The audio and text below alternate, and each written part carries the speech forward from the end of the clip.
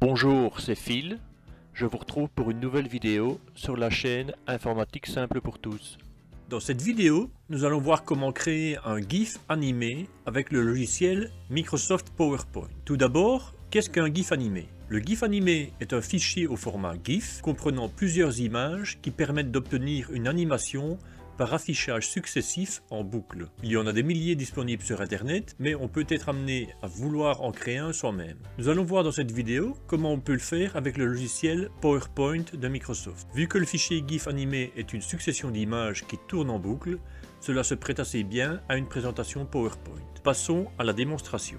J'ai ici le logiciel PowerPoint dans lequel j'ai créé toute une série de diapositives et le but c'est de créer un fichier GIF où le ballon va descendre et remonter pour donner l'impression qu'il rebondit. La manière assez simple de faire cela, c'est de prendre la même diapositive chaque fois et de déplacer le ballon vers le bas à chaque diapositive. Ici j'en ai fait 22, avec chaque fois l'image qui descend et qui remonte, ce qui donne, si on les passe en revue, l'impression qu'il rebondit, comme ceci.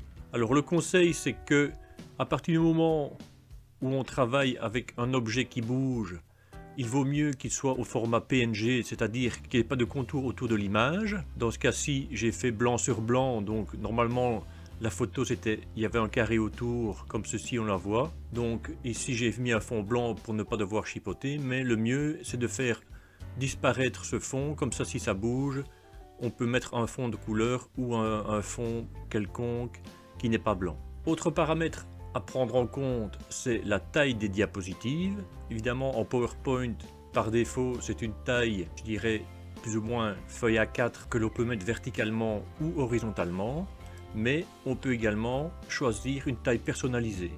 Ici j'ai pris une taille de 3 cm de côté, ce qui fait que le dessin ne sera pas trop grand et pourra être utilisé lorsque on envoie des messages sur les réseaux sociaux ou par mail. On peut faire des transitions si jamais on veut faire une animation avec des transitions, du texte, on peut mettre à peu près ce que l'on veut et le défilé, je dirais, des diapositives fera en sorte que le fichier GIF les affichera en boucle. Autre chose, c'est que j'ai mis ici la durée pour passer d'une diapositive à l'autre à 5 centièmes de seconde, ce qui veut dire que lorsque on le joue,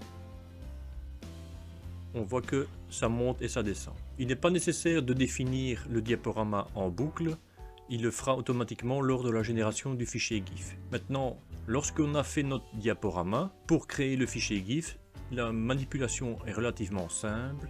On va dans Fichier, on fait Exporter, et ici nous avons l'option dans le menu Créer un fichier GIF animé. Je clique dessus. On peut choisir encore la qualité de l'image en 240 pixels 15 images par seconde, 480, 720 24 images par seconde ou 1080 en 24 images par seconde.